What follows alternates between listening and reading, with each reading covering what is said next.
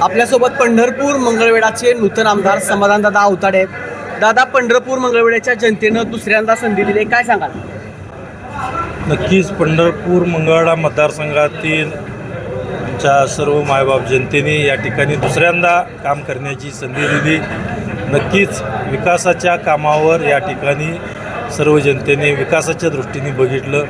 ज्या योजना या मतदारसंघामध्ये प्रलंबित होत्या, पंढरपूर तालुक्यामध्ये MIDC सारखा प्रश्न मोठा निर्माण होता, सर्व माझ्या माता भगिनींचा युवकांचा रोजगारीचा प्रश्न मोठ्या प्रमाणात होता, मंगळवेढा तालुक्यामध्ये पाण्याचा मोठा प्रश्न होता।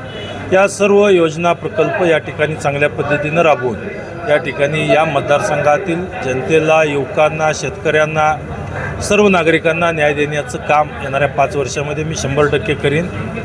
सरकार आपलं आता मोठ्या संख्येने येत आहे, कोणत्या कोणत्या कामाला तुम्ही महत्त्व, आता सुरुवात कुठनं होणार आहे? मी आत्ताच आपल्याला सांगितलं, या मतदारसंघातील भौतिकदृष्ट्या अनेक कामं प्रलंबित आहेत, गेल्या कित्येक वर्षाचा विकास प्रलंबित आहे। तर या मला 3-3.5 वर्ष मिळाली होती, पण एवढ्या अल्पावधीच्या कालावधीमध्येच त्या ठिकाणी मोठ्या प्रमाणात निधी आणला आणि बरीचशी कामं त्या ठिकाणी काही मंजूर आहेत, काही पूर्ण झालेत।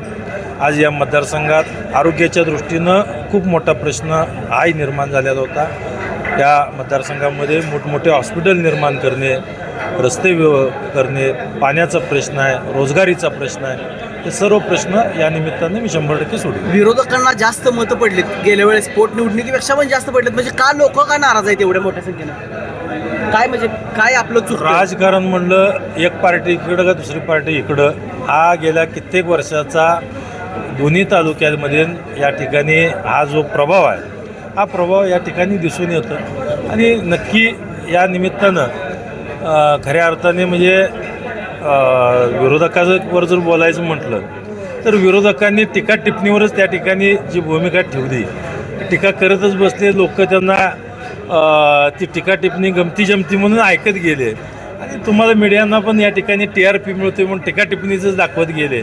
त्यातच त्यांचा टीकेमध्येच ते म्हटले होते की विकास केला असं तर साड्या वाटायची वेळ आली नसती, असं देखील ते म्हटले होते, पण जनतेनं दाखवून दिले, काय सांगा? भाऊ बहिणीच्या नात्याला जर तुम्ही वाटणं करणं म्हणत असाल तर या माझ्या माता भगिनी होत्या, त्या माता भगिनी रक्षाबंधनाचा कार्यक्रम होता आणि रक्षाबंधनाला त्या ठिकाणी कुठल्याही भाऊ त्यांच्याकडे ती जर बहीण आली तर नक्कीच मोकळ्या हाताने पाठवायची नाही, ही आपली संस्कृती आहे आणि या संस्कृती आम्ही जोपासतोय।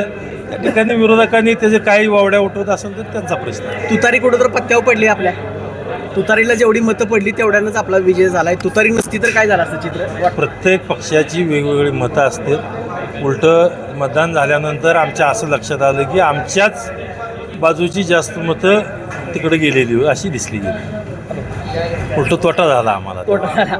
शेवटचा प्रश्न विचारतो, पोटनिवडणुकीमध्ये पण आपल्या विजयामध्ये परिचारकांचा सिंहाचा वाटा होता, आता देखील होता।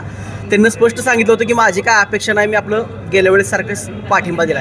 आता काय असणार आहे, नगरपालिकेची निवडणूक येणार आहे, त्यामध्ये आपली भूमिका काय असणार आहे? कसं नगरपालिकेची भूमिका, जी पक्षाची भूमिका ती माझी आणि प्रशांत मालकांची भूमिका तशीच असणार आहे आणि 100% नगरपालिकेवर सुद्धा या ठिकाणी आम्ही झेंडा फडकवू। कमळ नगरपालिकेवरती दोघांच्या ह्यानं का परत वेगवेगळे नगरसेवक असं परत काय चित्र आहे का? आता तुमचे पण समर्थक आहेत, इच्छुक आहेत, आता सुरूच होणार आहेत थोड्या दिवसात रणधुमाळी, काय सांगा? नक्कीच पक्ष ज्या पद्धतीनं सांगेल त्या पद्धतीनं आता पक्षनिष्ठा जर मालकाने दाखवलेलीच आहे आणि या ठिकाणी मी त्या निमित्तानं पक्षाशी 100% बांधलेलं आहे। दादा, अजून एकदा शुभेच्छा तुम्हाला। धन्यवाद। मुंबईसाठी नितीन शिंदे, पंढरपूर।